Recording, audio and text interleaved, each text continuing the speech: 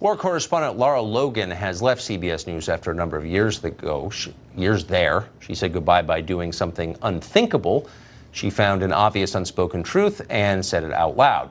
While appearing on the Mike Ritland podcast, Logan described the press as so liberal that they're unable to perform their basic duties as journalists. Watch. And the media everywhere is mostly liberal. But in this country, 85% of journalists are registered Democrats. So that's just a fact, right? There's one Fox, and there's many, many, many more organizations on the left. But the problem is that the weight of all of these organizations on one side of the political spectrum, when you turn on your computer or you walk past the TV, if they're all saying the same thing, the weight of that convinces you that it's true. You don't question it because everyone is saying it. I didn't even notice that there was a bias in the media. You read one story after another or hear it, and it's all based on one anonymous administration official, a former administration official, right? I mean, that's not journalism, that's Fox News senior political analyst Brit Hume has been in the media for a long time. We mean that in a good way. He joins us tonight. What do you think of what Lara Logan said, Brit? Well, she's absolutely right, and it's perfectly obvious that she's right.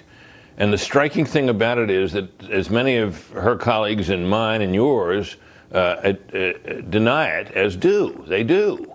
And I've always thought this about bias and about fairness in news coverage. Fairness is not really a policy or even an attitude.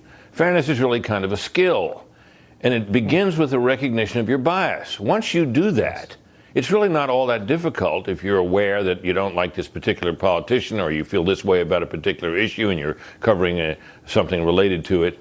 It's not that hard to screen it out of your coverage. It really isn't. Lawyers do this every day. They represent clients they think are guilty. Judges decide cases in favor or against people that they like or dislike all the time. It's not impossible. It's a discipline. It's a skill.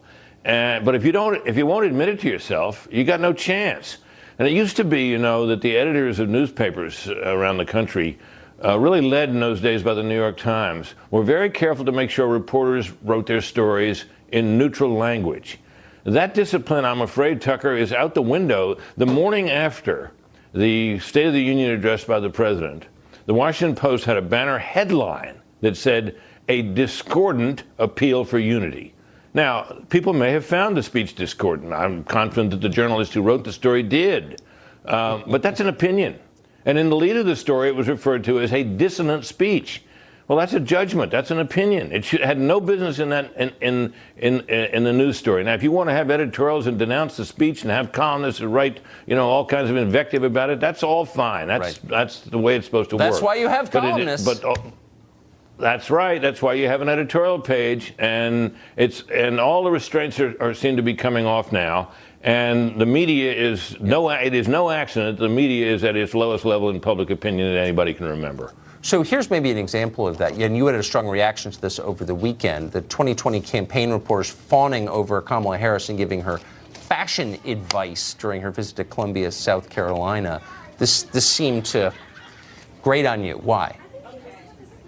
Well, here you had this glowing tweet published by a young journalist who was assigned by CBS News to the Kamala Harris campaign.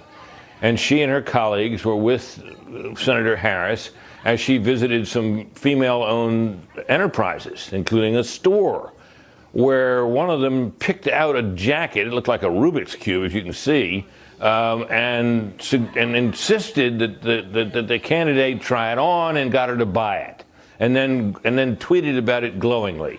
Well, I'm sorry. There's nothing wrong with going into the store with a candidate who's visiting, as a campaign event, a store, and it's certainly with the candidate's rights to try on clothes. It is totally and obviously howlingly inappropriate for the members of the media to come across and start recommending what the candidate should wear and encouraging them to buy things. You were the White House correspondent for ABC News for 8 years. You never bought clothing for Ronald Reagan? I didn't because I was covering Bush, and then later Clinton, and I never recommended any clothing needed one. Now look, there's things you can do.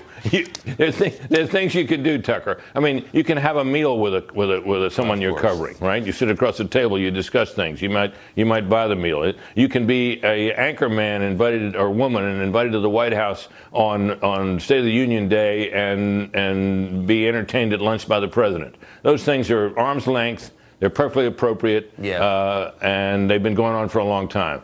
But this kind of chummy, let's go shopping stuff is obviously something inappropriate. And the fact that these journalists who were involved in that defended it, and lots of others too, shows you how far down this road we've gotten. Can you imagine, for example, someone with with a hard right candidates, helping them try on a jacket I mean, it's just unimaginable. Not if you're a reporter. But that's you shouldn't be doing that. No back rubs, no picking out clothes. Those are my personal rules. I've lived by them.